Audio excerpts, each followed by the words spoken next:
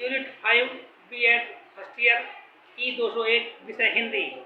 लघु उत्तरीय प्रश्न चल रहे हैं। इसमें आज का प्रश्न है, हिंदी शिक्षण में दूरदर्शन सहायक सामग्री की क्या उपयोगिता है। उत्तर है इसका, हिंदी शिक्षण में दूरदर्शन सहायक सामग्री की उपयोगिता शैक्षिक दृष्टि से दूरदर्शन टेलीविजन की निम्न उपयोगिता है। नंबर 1, टेलीविजन एक श्रव्य दृश्य सहायक सामग्री है, अतः छात्र किसी कार्यक्रम को देख और सुन दोनों एक साथ कर सकते हैं। नंबर 2, टेलीविजन कार्यक्रम को रिकॉर्ड किया जा सकता है और आवश्यकता अनुसार कक्षा में पुनः दिखाया जा सकता है। नंबर 3, टेलीविजन के प्रयोग से शिक्षण कार्य में गति में सार्थकता आती है। नंबर 4, ऐसे प्रयोग जिनको कक्षा में दिखाना कठिन, खर्चीला तथा खतरे से भरा होता है, टेलीविजन के माध्यम से बहुत आसानी से दिखाया जा सकता है। नंबर 5, टेलीविजन के माध्यम से स्वतंत्रता दिवस, गणतंत्र दिवस, विभिन्न महापुरुषों के जन्मदिन, महत्वपूर्ण पर्व और त्योहारों से संबंधित प्रसारण छात्रों में राष्ट्रीय एकता, देश प्रेम तथा प्यार एवं त्याग की भावना का विकास किया जा सकता है। नंबर 6, इसके माध्यम से विभिन्न विषयों जैसे भाषा, विज्ञान, सामाजिक विज्ञान, स्वास्थ्य शिक्षा, योग, संगीत एवं नृत्य आदि की आधुनिकतम तकनीकों के विषय में जानकारी प्राप्त होती है। नंबर 7, इसके द्वारा देश विदेश के प्रसिद्ध शहरों तथा ऐतिहासिक इमारतों, उद्योगों आदि के बारे में स्पष्ट ज्ञान प्रदान किया जाता है। छात्र उन शहरों, इमारतों तथा उद्योगों से युक्त क्षेत्रों में बिना जाए ही टेलीविजन द्वारा प्रत्यक्ष ज्ञान प्राप्त कर लेते हैं। नंबर 8, टेलीविजन द्वारा जो बच्चे विद्यालय में नहीं हैं उन्हें भी शैक्षिक अवसर प्रदान किया जा सकता है। नंबर 9, इसके प्रयोग से संतोषजनक सौंदर्यात्मक अनुभूति होती है। नंबर 10, इसके प्रयोग से छात्रों की एक बड़ी संख्या का शिक्षण एक साथ हो सकता है। नेक्स्ट प्रश्न है हमारा, हिंदी शिक्षण में वाद विवाद से आप क्या समझते हैं, संक्षेप में स्पष्ट कीजिए। उत्तर इसका, वाद विवाद। वाद विवाद का अर्थ है किसी दिए गए विषय या समस्या पर पक्ष विपक्ष में विचार प्रस्तुत करना। मौखिक अभिव्यक्ति की दृष्टि से यह बहुत ही उपयोगी है। माध्यमिक स्तर पर छात्र इस प्रकार की प्रतियोगिताओं में भाग लेने के लिए लालायित रहते हैं। शिक्षकों का सहयोग और मार्गदर्शन इसमें भी उतना ही आवश्यक है जितना अन्य कलाओं में। वाद विवाद में भाग लेने के लिए पूर्ण तैयारी नितांत आवश्यक है।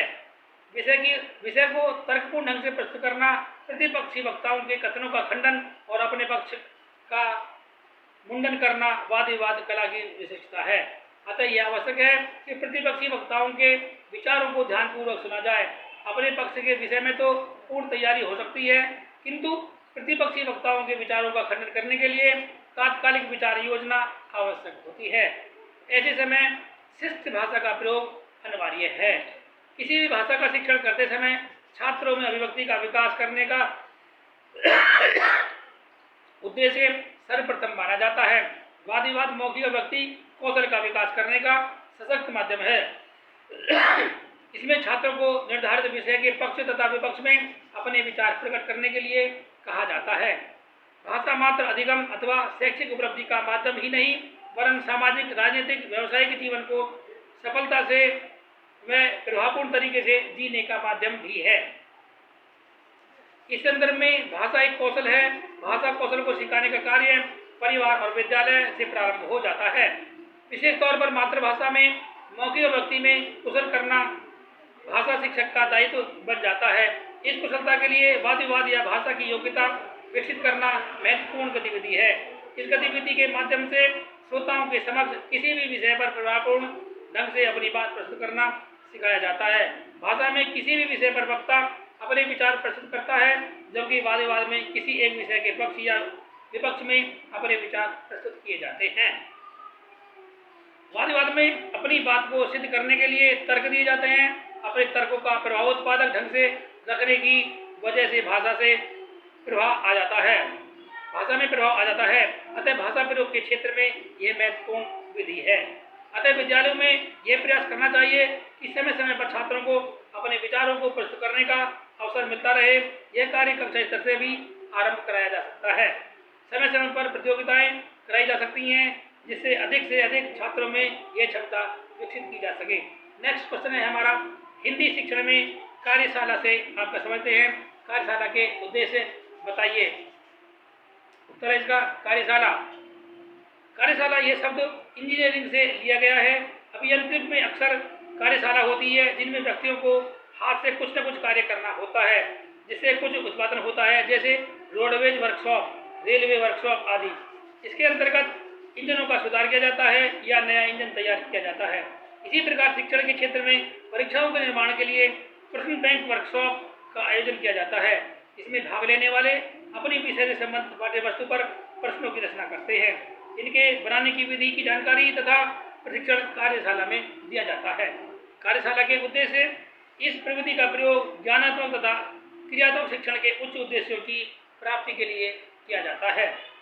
इस प्रविधि का नंबर 1 ज्ञानात्मक उद्देश्य।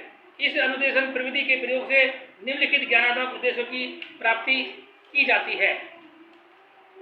नंबर 1 शिक्षण व्यवसाय संबंधी समस्याओं का समाधान ढूंढ निकालना।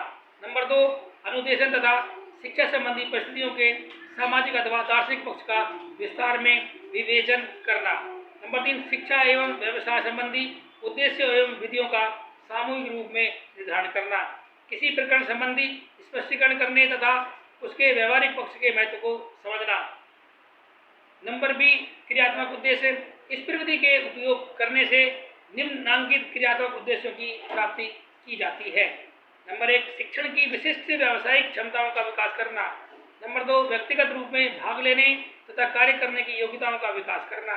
नंबर 3 शिक्षण की प्रभावशाली प्रविधियों एवं विधियों का निर्धारण करना। नंबर 4 शिक्षण तथा शिक्षा संबंधी नए आयामों का प्रशिक्षण देना। आज के लिए इतना ही। बने रहिए हमारे YouTube चैनल पर। स्वस्थ रहिए, सुरक्षित रहिए, घर पर रहिए। धन्यवाद।